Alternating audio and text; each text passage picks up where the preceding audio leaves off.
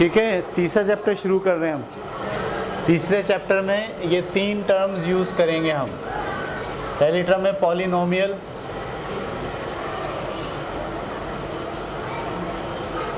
दूसरी टर्म है रैशनल,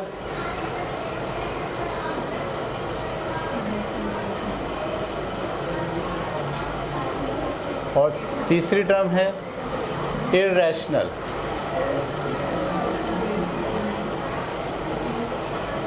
और ये दरअसल एक्सप्रेशन है। क्या है? Expression, polynomial expression, rational expression और इर्रेशनल एक्सप्रेशन। पहले ये समझ लीजिए क्या है, क्या लफ्ज़ इस्तेमाल किए जा रहे हैं। कोई भी बात जो मैथ में बयान हुई है जिसमें इक्वल का निशान ना हो, जिसमें इक्वल का निशान या जिसमें छोटे और बड़े का निशान ना हो, ग्रेटर देन और लेस देन, तो वो जो इजहारिया होता है, वो जो एक लाइन में कोई बात कही गई होती है, उसे कहते हैं आप पॉलिनोमियल, या उसे कहते हैं आप एक्सप्रेशन। जैसे मैं लिखूं 3x + 2, ना इसमें इक्वल का निशान है, ना इसमें ग्रेटर देन का, ना लेस देन का, तो ये एक बात लिखी गई है कि एक नंबर है 3, एक नंबर है कोई x, उसके 3 गुना में 2 जमा करना है। तो इस बात को आप क्या बोलेंगे? एक्सप्रेशन।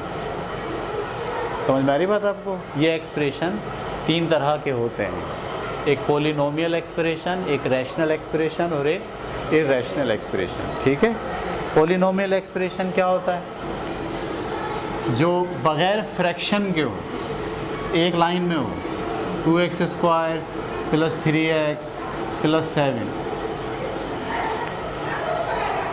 सही, ये एक एक्सप्रेशन एक ही लाइन में बयान हो गया, इसे बोलेंगे ये पॉलिनोमियल एक्सप्रेशन है। ठीक है, इसी तरीके से 2a + 3b + 4c, ये भी एक एक्सप्रेशन है, पॉलिनोमियल एक्सप्रेशन। लेकिन अगर ये एक्सप्रेशन ऐसे हो 3x + 2 / 4x + 3, अब ये फ्रैक्शन में आ गया। किस में आ गया? अब ये पॉलिनोमियल नहीं रहा, अब ये क्या बन गया? रैशनल बन गया। ये बात समझ में आ रही है आपको? एक लाइन में अगर है तो उसे बोलेंगे पॉलिनोमियल, और अगर बटा में है, फ्रैक्शन में है, तो उसे बोलेंगे रैशनल।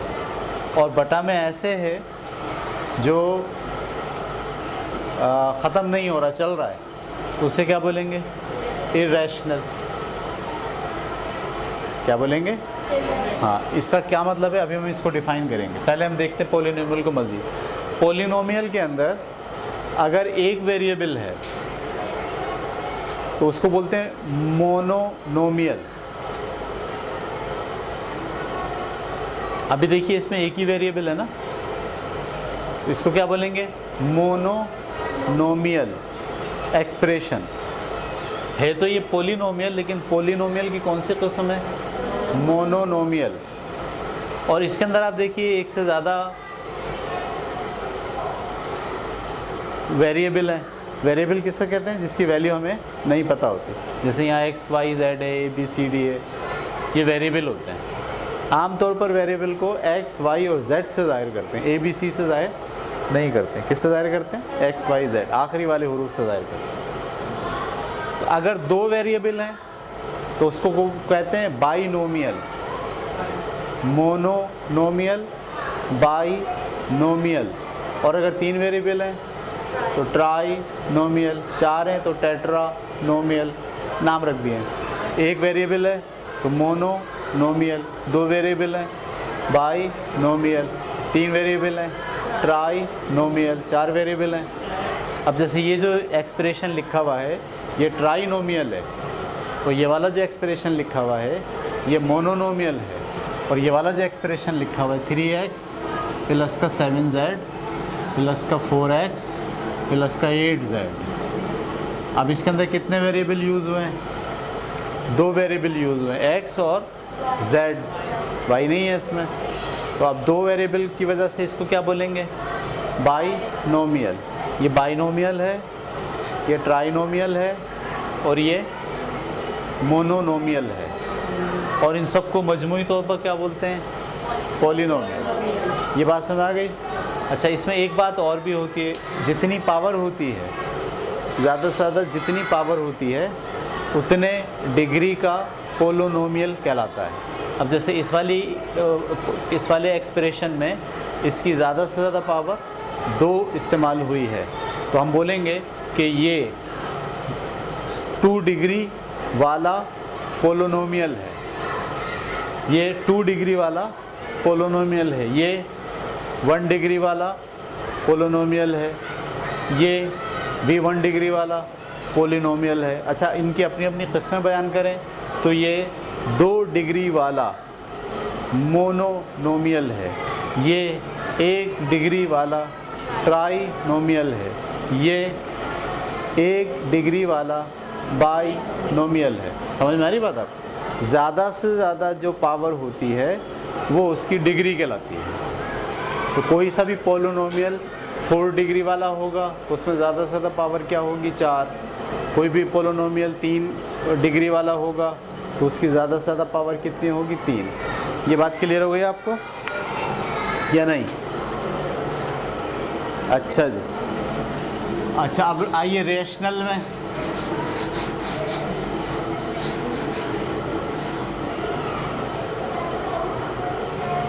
रैशनल किसे कहते हैं? 2 पोलोनोमियल अगर फ्रैक्शन में, ये भी एक पोलोनोमियल है और ये भी क्या है? पोलोनोमियल है। 2 पोलोनोमियल अगर फ्रैक्शन में आ जाएं या रूट में आ जाएं, आमतौर पर रूट में भी जो आते हैं वो पॉइंट वाले होते हैं। जैसे 3 का रूट निकालना हो आपको, 3x का, तो हमेशा किस में निकलेगा? पॉइंट में निकलेगा। तो अगर रूट में कोई रकम है तो वो भी, और अगर फ्रैक्शन में कोई रकम है तो वो भी, दोनों को आप क्या बोलेंगे? ये रैशनल एक्सप्रेशन है। सही है? अच्छा, रैशनल में और इर्रैशनल में क्या फ़र्क होता है? जो रैशनल होता है वो मुसलसल चल नहीं रहा होता डिवाइड करने पर, बल्कि पॉइंट के बाद एक ख़ास जगह पे जाके वो रुक जाता है। ठीक है? लेकिन इर्रैशनल जो होता है वो क्या होता है? मुसलसल चल रहा होता है, उसकी वैल्यू जो है वो कभी ख़त्म नहीं होती। इसको कहते हैं आप इर्रैशनल। ये बात क्लियर हो गई आपको? तो ये ज़रा उतार लें आप अपनी कापी में, ऑफ करें। ठीक है, एक्सरसाइज अब हम करेंगे 3.1। निकाल लीजिए आप लोग 3.1 क्या है। पहला सवाल पढ़िए।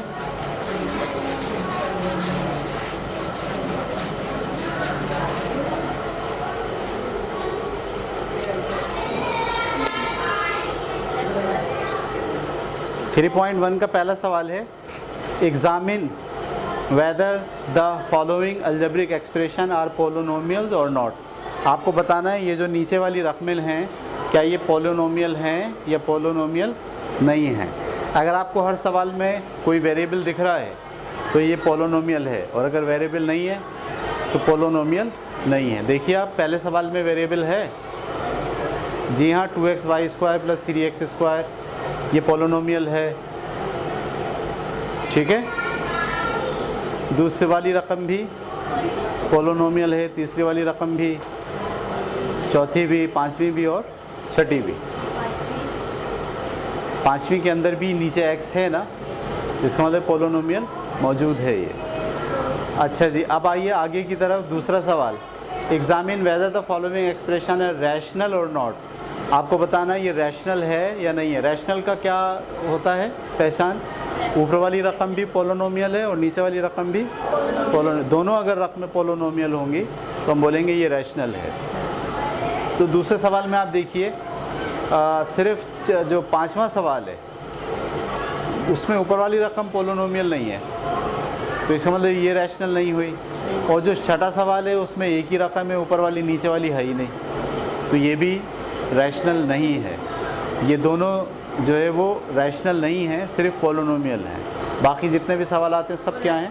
रैशनल है। क्लियर हो गई बात? अब उसके बाद है तीसरा सवाल, reduce the following into their lowest form. आपको अब रैशनल फॉर्म दी गई है, आपको उसे रिड्यूस करना है सबसे कम में। तो मैं पहला सवाल करवा रहा हूँ, तीसरे का पहला पार्ट,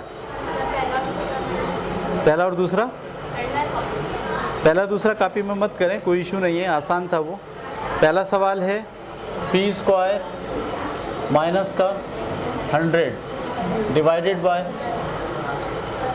पी स्क्वायर प्लस 10,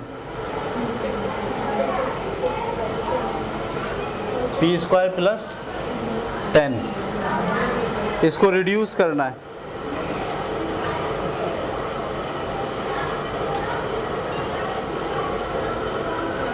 ये रिड्यूस हो ही नहीं सकता, ये गलती से नीचे पी स्क्वायर 10 लिखा है, इसको क्या होना चाहिए, सिर्फ p प्लस 10। ठीक है, सवाल को सही कर लीजिए। ये तीसरे सवाल में यहाँ स्क्वायर नहीं होना चाहिए, क्या होना चाहिए, सिर्फ p प्लस 10 होना चाहिए। अब देखिए ये जो सवाल है आपको दिख रहा है, इसमें ये भी एक पॉलिनोमियल है और नीचे भी क्या है, और ये इस वक्त रैशनल फॉर्म में है। एक ऊपर भी पॉलिनोमियल है, नीचे भी रैशनल फॉर्म में। हमें इसे रिड्यूस करना है। रिड्यूस का मतलब काट पीट के छोटा करना है और देखना है कि रैशनल रहता है या रैशनल नहीं रहता। तो ये देखिए लिखा पी स्क्वायर माइनस का 100, इसकी जगह आप लिख सकते हैं पी स्क्वायर, और इसकी जगह क्या लिख सकते हैं 10 का square divided by P plus 10, ऐसे आ गया। ये एक फार्मूला है, सब बच्चे अच्छे तरीके से समझ लें। जब मैं फार्मूले समझाऊंगा तो और आपको इसको डिटेल में समझाऊंगा। एक दफ़ा दो चीज़ों पर स्क्वायर हो और बीच में माइनस हो, दो चीज़ों पर और बीच में माइनस हो, तो इसको हम खोल कर यूँ लिख सकते हैं, एक दफ़ा माइनस में बग़ैर स्क्वायर के और एक दफ़ा प्लस में बग़ैर स्क्वायर। ये बात समझ में आ गई? ये एक फार्मूला है, जब हम फार्मूले पढ़ेंगे इसी चैप्टर में आगे तो इसको हम और आपको डिटेल में समझा देंगे। तो जब भी दो चीज़ें हों, उन पे स्क्वायर हो और बीच में माइनस हो, तो आप उसको कैसे खोलते हैं, एक दफ़ा उसको माइनस में लिखते हैं, एक दफ़ा, और ये नीचे वाली रकम ऐसे आ गई p प्लस 10। तो ये p प्लस 10 से ये वाला p प्लस 10 क्या हो गया, कैंसिल, बाकी क्या बचा आपके पास p माइनस 10, नीचे वाली चीज़ तो ख़त्म ही हो गई। तो आप देखिए ये था ये रैशनल, लेकिन आपने इसको रिड्यूस करके किस में तब्दील कर दिया, पॉलिनोमियल में। समझ में आ रही बात? आप उतारिए, ये पहला सवाल था। दूसरा सवाल साथ साथ उतारते जाएं, मैं साथ साथ कराते जा रहा हूँ।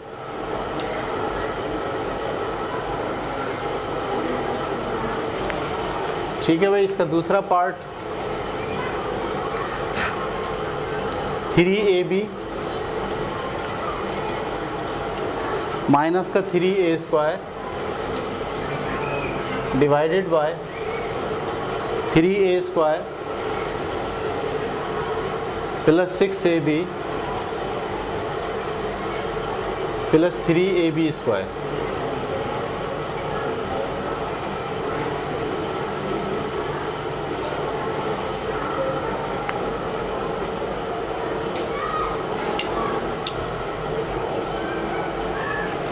ठीक है, अब देखिए दूसरा सवाल है, हमें इसे भी रिड्यूस करना है। ये भी एक रैशनल फॉर्म में सवाल दिया गया है। तो आप सबसे पहले ये करते हैं कि इसमें देखते हैं कॉमन क्या है। क्या देखते हैं इसमें कॉमन क्या है? कॉमन का मतलब एक जैसा क्या है, 3 भी है और a भी है, सही है ना? तो 3a से भी इसको भी डिवाइड करते हैं आप दरअसल, और 3a से इसको भी डिवाइड करते हैं आप दरअसल। इसको कहते हैं कॉमन निकालना। जो दोनों में एक जैसा होता है उसको आप बाहर निकाल लेते हैं, और फिर उस बाहर निकालने वाली चीज़ को दोनों से डिवाइड करके जो बचता है वो लिखते हैं यहाँ। 3a से 3a गया, बाकी क्या बचा b, 3 से 3 गया, a से 1a गया, बाकी क्या बचा 1a। ये समझ में आई बात? आसान है, मुश्किल है? आपने सबसे पहले क्या देखा, दोनों में कॉमन एक जैसा क्या है, उसको आपने बाहर निकाला, जिसको आपने बाहर निकाला उससे क्या करा, दोनों को डिवाइड करा।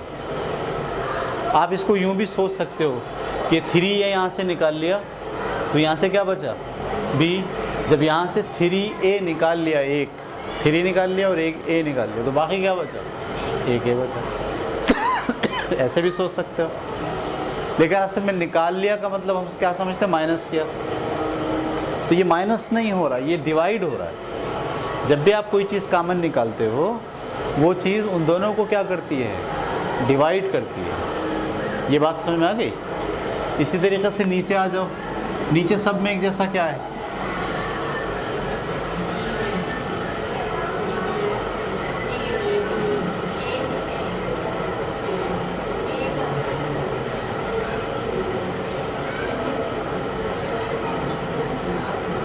क्या कॉमन है, 3 भी कॉमन है, 3 में ये है, 3 के पहाड़े में 6 भी आता है।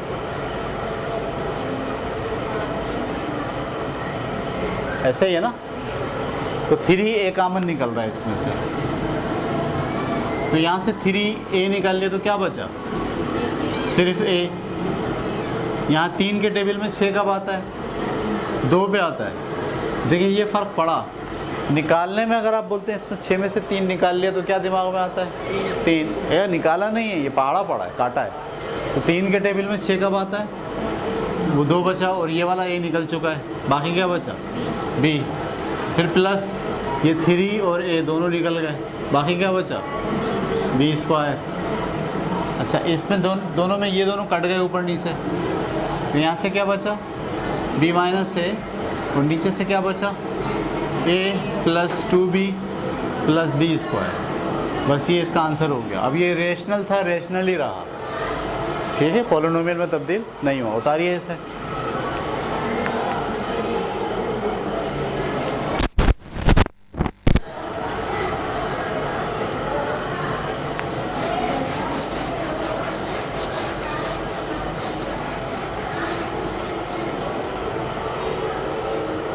तीसरा सवाल,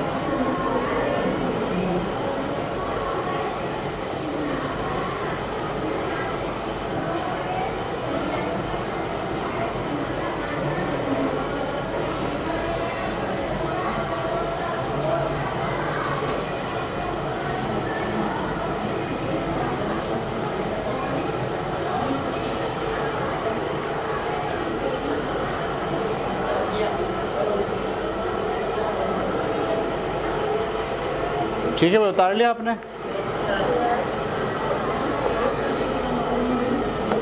अब ये है आपके पास तीसरा सवाल, इसको भी देखें। देखिए, बेहतरीन स्टूडेंट वो हैं जिनको सवाल में से आवाज़ आती हो। अगर आपको सवाल में से आवाज़ आ रही है तो आप बहुत अच्छे लर्नर हैं, आप सीख रहे हैं।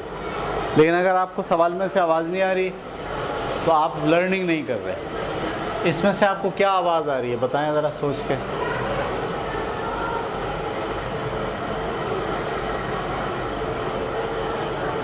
मैं जब इसको देख रहा हूँ तो ये कुछ भी नहीं बोल रहा, ये भी कुछ नहीं बोल रहा, लेकिन जब मैं इसको देख रहा हूँ तो ये क्या बोल रहा है,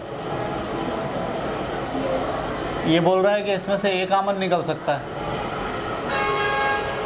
और जब मैं इसको देख रहा हूँ तो ये क्या बोल रहा है, इसमें से 2 कॉमन निकल सकता है ना। तो हमने जो वो बोल रहा है उसको फॉलो करें। पहले a माइनस बी ऐसे लिखा, a प्लस बी ऐसे ही लिखा, छोड़ दिया उसको। अब वो क्या बोल रहा था, इसमें से कॉमन क्या निकल रहा है, a बाहर निकाल लिया, एक a निकाल लिया तो क्या बचा, और ये वाला a निकाल लिया तो क्या बचा, b। और ये क्या बोल रहा था, 2 कॉमन निकल रहा है, तो 2 यहाँ से निकाल लिया, यहाँ से क्या बचा, a स्क्वायर, यहाँ से क्या बचा, b स्क्वायर। क्लियर। अब ये क्या बोल रहा है, अब ये बोल रहा है दोनों पे स्क्वायर है और बीच में क्या है, जब दो चीज़ों पे स्क्वायर है और बीच में माइनस हो तो क्या होता है, एक दफ़ा माइनस में लिखते हैं, एक दफ़ा प्लस में लिखते हैं। ये बोल रहा है, तो मैंने सबको ऐसे ही लिखा, a minus b, a plus b, सही है। ये सब ऊपर नीचे ऐसी मल्टीप्लाई बाय a ऐसे ही, a प्लस बी ऊपर ऐसे ही, 2 ऐसे ही। इसके बारे में क्या आवाज़ आई थी कि एक दफ़ा इसको माइनस में लिखना है और एक दफ़ा प्लस में लिखना है। ये बात क्लियर हो गई। अब ये क्या बोल रहा है, ये भी एक फ्रैक्शन है, ये भी एक फ्रैक्शन है और इसके बीच में मल्टीप्लाई का निशान है। समझ लो अब बात, जब भी दो फ्रैक्शन हो और दो फ्रैक्शन के बीच में मल्टीप्लाई का निशान हो तो वो ऊपर नीचे काटे जाते हैं एक दूसरे से। इसका मतलब है ये a प्लस बी किससे कटेगा, उस a प्लस बी से, और ये वाला a माइनस बी किससे कटेगा, इस वाले a माइनस बी से। बाकी क्या बचा ऊपर से, सिर्फ a, और नीचे से क्या बचा, 2 बचा और a प्लस बी बचा। इसको ऐसे लिख दिया आपने, ये जवाब है, इसको उतारना है। ये था आपका तीसरा सवाल, ठीक है। अब हम करेंगे चौथा सवाल। आप इसे उतारिए, मैं चौथा सवाल लिख रहा हूँ।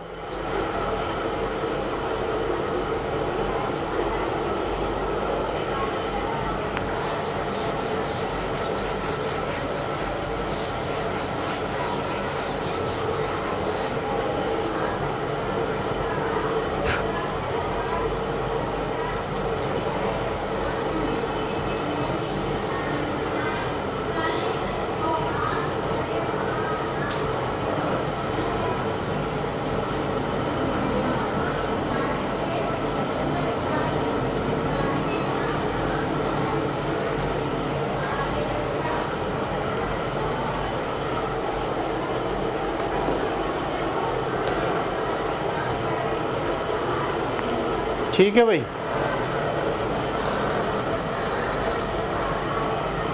अब आप बताइए कि ये क्या बोल रहा है सवाल।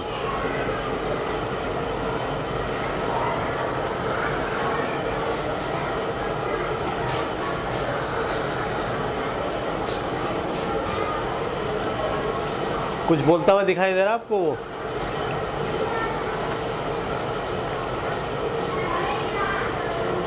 नहीं, क्या बोल रहा है, एक बार निकल जाएगा, एक बार निकल जाएगा। नहीं, ये तो नहीं बोल रहा है।